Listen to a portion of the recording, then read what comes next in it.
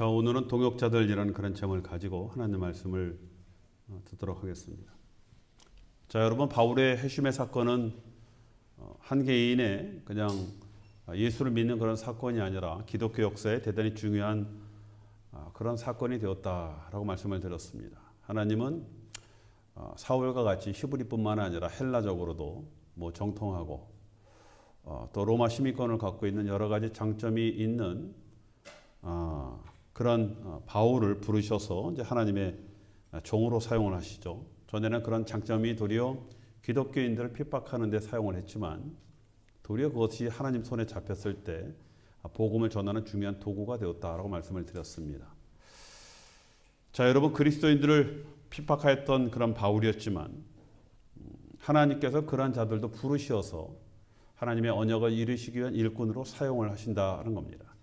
모든 사람들은 아마 사울을 가장 강력한 적으로 생각을 했지만 사람들은 적이었다라고 생각하지만 하나님은 그들조차도 그런 사람조차도 하나님의 일꾼으로 사용을 하신다는 겁니다.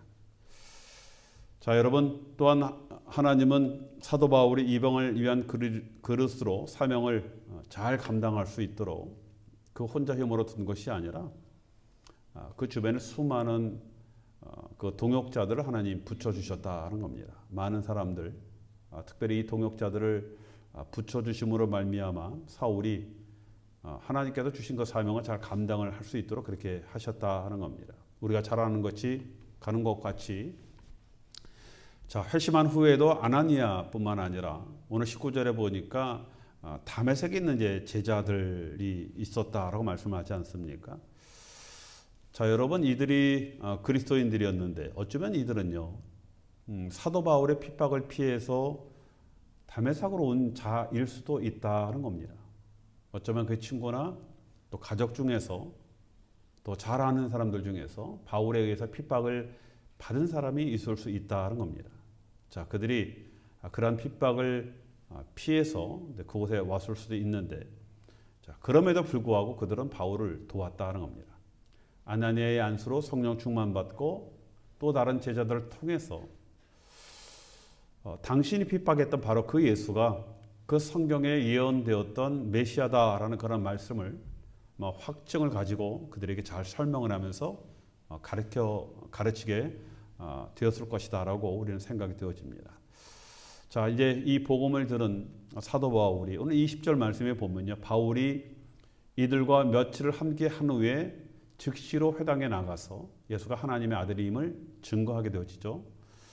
며칠 동안 같이 그들과 먹고 자고 하면서 그들이 무엇을 배웠겠습니까? 그렇죠? 바로 예수에 대해서, 그 예수가 바로 메시아였다는 것들을 여러 가지 증거와 또 하나님의 말씀을 통해서 가르쳤을 것이다라고 우리는 생각이 되어집니다.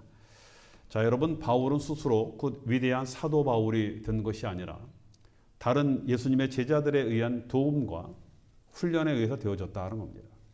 자, 여러분, 어떻게 하나님께서 직접 훈련을 시키시겠습니까? 그렇죠? 다른 사람들을 통해서 우리가 훈련 받는 것 아니겠습니까? 그렇죠? 자, 그에 의해서 훈련이 되어지고 또 어려운 상황 때마다 그러한 사도 바울을 도와주고 인도해 주었던 주변에 많은 동역자들, 또 예수님의 제자들이 있었다는 겁니다. 자, 이런 사람들이 없었다라고 한다면은, 자, 여러분, 절대적으로 사도 바울은 이 효과적으로 복음을 전할 수 있는 그런 위대한 선교사가 되어질 수가 없다라고 우리는 당연히 알게 되어집니다. 자, 그가 전도 여행을 다니면서 말씀을 전하고 교회를 개척할 때도 항상 그를 도우는 사람들이 있었죠. 그렇죠? 당연히 기도하면서 또 그의 생활을 돕고 그의 물질을 돕고 또 먹을 것, 입을 것을 또 공급해 가면서 많은 위협으로부터 그를 보호하고 또 안전하게 지켜주었던 그런 사람들이 있었기 때문에 효과적으로 여러분 여러 곳에 교회가 세워지게 되어지고 복음이 전파되어지는 그런 일들이 되게 되어집니다. 자, 여러분, 우리가 로마서 16장에 보면요, 이제 사도 바울이 그동안 자신을 헌신적으로 도왔던 그런 사람들의 명단이 쭉 나와요. 이름이 쭉 나옵니다. 고맙고 감사하니까 또 하나님 앞에 영광 돌리고 주변에 있는 많은 제자들에게 정말 나를 위해서 이렇게 헌신한 사람들이다. 너희들이 이들을 잘 영접하고 문안하라라고 하면서 자그마치 37명의 이름이 거론하면서 개인적 인사를 합니다. 그냥 말로만 하는 것이 아니라 그것을 편지 글에서 남길 정도로 그런 사람들이 자그마치 37명이었다. 여러분 그 외에 뭐 얼마나 더 많은 사람들이 있었겠습니까? 이런 사람들이 있었기 때문에 사도 바울이 존재한 것 아니겠습니까? 자, 만일 돕는 사람들이 없었다라고 하면 당연히 교회사의 획을 긋는 바울은 결코 있을 수 없게 되어지는 겁니다.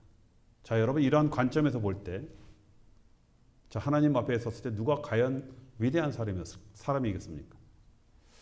자, 여러분 하나님 관점에서 볼 때는 사도 바울이 뭐 가장 위대한 그런 선교사였다라고 우리가 장담하면서 이야기할 수는 없다는 겁니다. 자, 그래서 위대함은 여러분 어떤 일을 맡았느냐가 아니라 하나님께 얼마나 순종하면서 그 일을 성실히 감당했느냐 여기에 달려 있는 것 아니겠습니까? 그렇죠? 내가 우리 교회에 중직자야 이게 중요한 것이 아니라 하나님은 그 직분을 보고 그분을 칭찬하는 것이 아니라 적은 일에 충성하였던, 적은 일에 성실하였던 뭐 그런 충성을 보고 또 하나님 말씀에 순종하는 그 순종을 보면서 또 하나님 우리를 또 보시는 것 아니겠습니까? 자, 여러분 위대함은 적은 일에도 맡긴 일에 대해서 최선을 다하는 것이다라고 말씀을 드릴 수가 있습니다. 자, 그럴 때 하나님은 또 동역들을 통해서 위대한 일을 이루게 하시는 겁니다. 내가 볼 때 나의 일은 하찮은 일이다라고 하지만은 하나님의 일은 그냥 나의 일로 끝나는 것이 아니라 내 일이 반드시 다른 사람들과 연결되어지고 동역이 되게 되어지는 겁니다. 교회도 마찬가지죠. 그렇죠? 내가 그냥 뭐 화장실 한번 청소했다. 이거는 나의 하나의 일로 끝나는 것이 아니죠. 그렇죠? 이 모든 일들이 하나같이 동역이 되어지고 연결이 되어져서 위대하게 하나님 앞에 영광이 돌리게 되어지는 겁니다. 여러분 그렇게 각자 여러분들 충성하면서 성실히 할 때 또 우리 교회가 아름다운 모습들이 되어지고 또 우리 교회를 찾는 사람들이 볼 때 정말 아름다운 교회다. 또 뭐 그런 것을 보고 교회가 부흥하게 되어지면 많은 분들은 그렇게 생각하죠. 아이고 우리 목사님 때문에 우리 목사님이 모든 영광 다 받는다라고 생각하지만 그건 사람의 생각이죠. 하나님은 그렇게 보시지 않죠. 그렇죠? 비록 적은 일에 충성을 함으로 말미암아 그것이 아름다운 동역이 되어지고 그 동역의 아름다운 결과를 맺게 되어진 이 모든 것들을 우리 하나님은 정확하게 알고 계신다는 겁니다. 자, 많은 제자들의 도움으로 이제 마음의 확신을 가지게 된 이제 바울이 한 행동이 오늘 20절 보니까 즉시로 회당에 들어가서 복음을 전하였다라고 말씀을 하고 있습니다. 당연히 회당에는 유대인들이 당연히 있었죠. 그렇죠? 여러분 유대인들에게 복음을 전하는 건 쉬워요. 설명하기가 쉽다라는 그런 얘기입니다. 이 사람을 개종시키는 게 쉬운 것이 아니라 여러분 유대인들은 다 잘 알고 있었거든요. 모든 것들을 다 알고 있습니다. 그렇죠? 모세오경에 있는 모든 하나님의 말씀을 그리고 하나님의 말씀에 따라 메시아가 오실 것이다라는 그 메시아 기대하는 그 기대의 마음들이 있었거든요. 딱 한 가지만 전하면 돼요. 우리가 그렇게 기대하였던 그 메시아가 바로 우리가 못 박혀 죽인 예수가 메시아였다. 이 한마디만 하면 되는 거거든요. 그 외에는 뭐 다른 거 설명할 필요가 없어요. 너무나 다 잘 알고 있기 때문에. 자, 그런데 여러분 뭐 다른 이방인들에게 설명하려면 하나님이 어떤 분인 것부터 시작해서 하나님이 어떻게 천지를 창조하시고 우리가 어떻게 죄를 짓게 되어지고 뭐 이런 여러 가지를 다 설명을 해야 하는데 유대인들은 그럴 필요 없거든요. 딱 한 가지. 바로 그 예수가 너무나 잘 알고 있지 않겠습니까? 뭐 당시만 해도 그걸로 인해서 온 유대가 뭐 떠들썩했던 그런 사건이었기 때문에 그 사람이 바로 정말 메시아였다라는 그 복음만 전하는 거 그 이야기만 사실만 전하면 되는데 여러분 22절 말씀에도 뭐라고 나와 있습니까? 예수는 그리스도임을 말하고 있어요. 바로 예수가 그리스도다, 구세주다 이걸 얘기합니다. 자, 여러분 그러자 다메섹에 있는 유대인들이 당혹해했다라고 말씀을 하고 있죠. 왜 당혹합니까? 바울의 입에서 물론 예수가 그리스도이다라는 것은 많은 사람들이 떠들고 다녔으니까 뭐 사람들도 저 사람들은 예수가 구세주다라고 떠들고 다녀라고 들었겠는데 그 말이 바울에서 이런 말이 나오리라라고는 전혀 생각을 하지 못했거든요. 그렇죠? 자기 편에 가장 어떻게 보면 우두머리와 같이 자기의 생각과 자기의 믿음을 잘 대변해 줬던 사람이 바울이었거든요. 그런데 바울이 직접 예수가 메시아다라는 그런 말을 하자 사람들이 혼란을 일으키는 겁니다. 진짜인가 정도가 아니라 어떤 사람은 그런 생각을 가질 수도 있겠지만 대부분의 많은 사람들이 배반감을 느끼는 것이죠. 자, 여러분, 다메섹은요 굉장히 큰 도시입니다. 그곳에 약 한 300개 정도의 회당이 있었습니다. 자, 여러분, 이제 그 디아스포라 유대인들이 생기면서 유대인들이 다 예루살렘 성전까지 와서 하나님 앞에 제사를 지낼 수는 없거든요. 그러다 보니까 이제 회당이 생겨나게 되어지고, 그 다음에 한 70년대, 주후 70년에 로마의 디도 장군에 의해서 나중에 황제가 됐지만 그 하나님의 성전이 완전히 무너지지 않겠습니까? 이제 그 다음부터는 이제 회당에서 유대인들이 이제 모이게 되어지고 하나님을 예배하게 되어지죠. 바로 이곳을 돌아다니면서 사도 바울이 이제 말씀을 전하는 것입니다. 자, 이런 이 사도 바울을 그냥 둘 리가 없죠. 그렇죠? 마귀들, 사단들도 그냥 두지 않습니다. 결국 유대인들을 선동하여서 그 바울을 이제 죽이기로 이제 결심을 이제 하게 되어지는 겁니다. 자, 그러자 그 소식을 알았던 또 다른 제자들이 바울을 강주리에 담아서 성벽에 달아내리도록 해서 다른 곳으로 이제 갈 수 있도록 그렇게 합니다. 자, 여러분, 상황이 굉장히 심각했거든요. 이거 잡히면 바로 그 자리에 돌 맞아 죽게 되어지니까 제자들이 밤에 성벽으로 가서 성벽에 광주리에 담아서 내려지게 되어지고, 그래서 거기서 다메섹에서 이제 도망간 이 사도 바울이 어디를 보니까 아라비아로 갔다라고 얘기를 합니다. 어떤 학자들은 이제 시내사 쪽으로 갔다라고 얘기를 하지만은 지금 사우디아라비아 있는 쪽, 모세가 하나님의 율법을 받았던 그쪽이더라 생각하지만은 또 어떤 분들은 다른 장소를 이야기도 합니다. 우리에게는 그게 중요하지 않죠, 그런 것이. 거기서 이제 3년 동안 사도 바울이 이제 있게 되어집니다. 3년 동안 갑자기 이제 예수로 이제 전향을 하게 되어졌으니까 하나님 말씀을 다시 이제 묵상을 하고 이제 기도하면서 그의 사회의 준비가 되었을 것이다라고 많은 학자들은 그렇게 생각을 합니다. 자, 그리고 이제 3년이 지난 후에 그 아라비아에서 나와서 이제 그때 사도들이 있었던 예수님의 그 제자들이 있었던 예루살렘으로 가게 되어지는 거예요. 그래서 그 제자들 12사도들을 이제 만나게 되어지는 겁니다. 그때까지도 예루살렘에 있었던 사도들과 제자들도요, 3년 만에 찾아온 그 사도 바울이 회심하고 여러 가지 일을 했다라는 소식을 들었겠습니까? 못 들었겠습니까? 들었죠. 그럼에도 불구하고 과거의 사도 바울이 얼마나 정말 잔혹하게 그런 탄압의 그 앞장을 섰는지, 그가 죄자가 되었음에도 불구하고 그들을 믿지 못했다는 겁니다. 사도들조차도 사도 바울을 믿지 못하는 거예요. 그가 어떤 사람인지 잘 알았거든요. 이런 사도 바울이 예수를 믿는다라는 것을 사람들이 여러분 도저히 믿을 수 없게 되어지는 겁니다.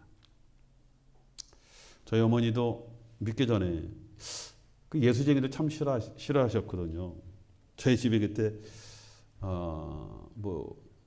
그 집이 좀 일본 시대 때 집이었죠, 다. 그렇죠? 근데 옆에 이렇게 집을 또 하나 별채를 줘서 이제 거기를 세를 줬는데, 예수 믿는다 그러면 저희 어머니 절대 안 주셨습니다. 어머니가 그 말끝마다 대화다 예수쟁이 그러면 딱 일어서서 나오시거든요. 그래서 그런지 저도 그렇게 싫더라고요, 예수쟁이가. 예수 믿는 사람들. 이유도 없이 그냥 저도 어렸을 때 싫어했던 것 같습니다. 그렇죠? 학교 다니는 친구 중에 그때는 정말 교회 다니는 애들이 손에 꼽았거든요. 그런 애들하고는 거의 말도 하지 않을 정도로 그랬습니다. 저희 어머니가 주변에 있는 친구분들이 당신이 예수 믿으면은 정말 하나님이 살아계신 것이다 할 정도로 그렇게 하셨습니다. 근데 그분이 예수를 믿었거든요. 나중에 이제 주변에 있는 분들이 그들이에요. 우리 권 여사가 교회 다니는 거 보니까 하나님이 정말 살아계신가 보네, 그 말씀을 하셨다라는 그런 이야기를 들었습니다. 자, 여러분, 이 사도 바울을 사도들에게 이제 나중에 이제 다시 소개를 한 사람이 여러분 바나바입니다. 그렇죠? 사도 바울이 3년 동안 아라비아에 있다가 다시 돌아오죠, 예루살렘에. 그렇지만 3년 후에도 사도들이 또 제자들이 이 사도 바울을 이제 믿지를 못하는 겁니다. 자, 그러자 다시 사도 바울이 다시 자기 고향 다소로 내려가게 돼요. 거기서 자그마치 10년을 있게 되어집니다. 거의 한 13년 동안, 그렇죠? 여러분, 다메섹에서 은혜 받고 바로 그냥 복음 전하고 선교사가 된 것이 아니라 자그마치 13년에 잘 뜸을 들이는 그런 기간이 있었습니다. 그렇죠? 그러다가 다시 이제 와서 이제 사역을 할 때도 주변에 있는 사람들이 잘 믿지 못하죠. 그렇죠? 시간도 많이 지났고 그때 이제 바나바가 다시 이 사도들에게 이 사도 바울을 다시 소개하는 겁니다. 바울을. 그렇죠? 그러자 이제 받아들이게 되어지고 또 바울은 또 자신의 이제 사역들을 이제 시작을 하게 되어지는 겁니다. 자, 그 앞에 자, 여러분 제자들이 믿지 못했다라고 얘기를 했죠. 사도 바울을 예루살렘에 있는 유대인들이 다시 바울을 이제 죽이려고 합니다. 그래서 다시 이제 이 다소 고향으로 이제 내려가게 되어지는 이제 그런 일들이 있게 되어지는 겁니다. 그 후에 다시 이제 돌아오게 되어지죠. 자, 다소에서 약 10년간 묻혀 지내죠. 그 기간 동안 그 신학과 또 신앙을 잘 정립하고 기도하고 말씀을 준비하면서 이제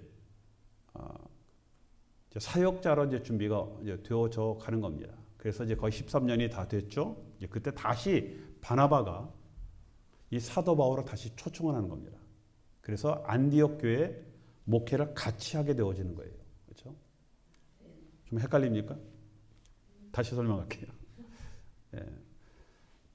자, 아라비아 광야에서 3년 동안 있었다라고 얘기했죠. 3년 후에 다시 예루살렘으로 오게 되어지죠. 제자들이 사도 바울을 인정을 하지 못합니다. 그렇죠? 그래서 결국 바나바가 중재를 했지만 제자들이 사도 바울을 믿지 못하기 때문에 결국 또 예루살렘에 있는 사람들이 사도 바울을 보고 죽이려고 하니까 다시 고향 다소로 가서 거기서 이제 10년 동안 있게 되어졌다가 거의 10년 정도 되어졌을 때 그때 제자들에게 소개를 해주었던 그 바나바가 다시 찾아와서 그 다음에 이제 같이 이제 사역을 하게 되어지는 겁니다. 그게 이제 같이 첩으로 같이 이 동역 목회를 했던 그 교회가 이방 지역에 있는 안디옥 교회였다는 겁니다. 그렇죠? 자, 여러분 13년 결코 짧은 기간이 아니었죠. 다메섹에서 회수만 이제 33년간 이제 사역을 하게 되어지는데 그 기간 중에 13년을 다시 준비하는 그런 기간이 되어졌다라고 우리가 볼 수 있습니다. 물론 그 기간 안에도 어떤 분들은 어떤 사역을 했다라고 이렇게 주장하는 분들도 있지만 그 후 약 20년 동안 이제 복음을 전하다가 네로 황제가 그리스도인들을 이제 핍박할 때 그때 이제 사도 바울이 이제 순교를 하게 되어지는 겁니다. 자, 여러분 하나님 모든 일을 합력하여 이제 선을 이루시죠. 그렇죠? 사도 바울 혼자 일을 하는 것이 아니라 많은 동역을 통해서 하나님이 열매를 맺도록 그렇게 하십니다. 자, 여러분 엘리야가 이세벨의 핍박 속에서요. 근데 많은 고민을 하죠. 그래서 이런 이야기를 합니다. 주여 그들이 주의 선지자를 죽였으며 주의 제단을 헐어버렸고 나만 남았는데 내 목숨도 쳤나이다. 뭐 이렇게 얘기를 했죠. 자기만 남았다라고 그렇게 생각합니다. 자, 그러자 하나님께서 그에게 하신 대답이 무엇입니까? 내가 나를 위하여 바알에게 무릎 꿇지 아니한 사람 7,000명을 두었다라고 이렇게 얘기합니다. 혼자인 줄 알았거든요. 그렇죠?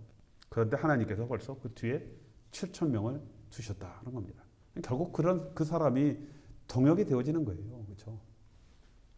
자, 여러분 하나님은 어떠한 일이 있어도 하나님이 약속하실 것 약속은 반드시 이루어 나가신다는 겁니다. 중요한 것은요. 그러나 하나님의 계획과 그런 약속에 내가 사용이 되어야 하는 거예요. 그렇죠? 내가 비록 부족하지만 하나님 내가 이를 위해서 내가 주의 일에 정말 하나님 정말 사용되어지기 원합니다라고 할 때 하나님은 내 주변에 많은 동역을 붙여준다는 겁니다. 그렇죠? 자, 여러분 그래서 어려움이 있을 때마다 우리가 그냥 포기하는 것이 아니라 하나님 앞에 묻는 것이 중요합니다. 하나님 이거 뭐 저만 이렇게 힘들게 해야 됩니까? 그렇죠? 때로는 그런 원망이 나오죠. 하나님 꼭 이거 제가 이렇게 해야 됩니까? 라는 그런 때로는 우리가 불평이 나올 수도 있지만은 자, 여러분 그럴 때 하나님 항상 우리 주변에 동역이 있다는 겁니다. 나만이 아니라 그때는 한번 우리의 눈을 좀 돌아볼 필요도 있고 또 주변에 있는 사람들에게 또 우리 필요를 요청하고 또 도움을 요청하는 것 이것이 또 하나님이 기뻐하시는 그런 뜻이 되게 되어지는 겁니다. 그렇죠? 자, 여러분 이러한 것들이 이런 동역의 그런 삶, 또 나를 위해 동역이 또 있고 내가 또 다른 사람들의 동역이 되어질 때 하나님께서 모든 걸 합력하여 하나님의 위대한 일들을 이루어 나가시는 이런 원리를 깨닫고 우리가 주의 일을 할 때, 자, 여러분 이것이 우리의 승리의 삶이고 축복의 삶이 되게 되어지는 겁니다. 내가 꼭 주연으로 어디에 특별하게 내가 세움받는 것이 아니라 때로는 내가 돕는 자로서 정말 아무것도 아닌 것 같지만 그럼에도 불구하고 다른 사람들 서포트하고 뒤에서 밀어주는 그런 일을 통해서 우리가 하나님 앞에 영광이 되어진 것 아니겠습니까? 여러분뿐만 아니라 꼭 내가 꼭 주연이 되어야 할 필요는 전혀 없습니다. 그렇죠? 그렇죠? 또 어떻게 보면 하나님께 내가 꼭 주연이 아니라 저 주연으로서 다른 사람들을 섬기게 하는 그런 일들을 또 하나님은 또 우리에게 또 기뻐하시고 그런 삶들을 우리에게 요구하실 수 있다라는 그런 생각을 갖고, 자, 여러분 한번 우리가 동역들을 한번 생각해 보시기 바랍니다. 내가 동역이 되어지고 또 주변에 있는 많은 또 나의 동역자들을 또 기억하면서 또 우리가 모든 것들이 하나님께서 우리에게 맡긴 귀한 사명을 감당할 수 있는 그런 주님의 축복된 일꾼이 되어지는 저와 여러분 되시길 주님의 이름으로 축원드리겠습니다.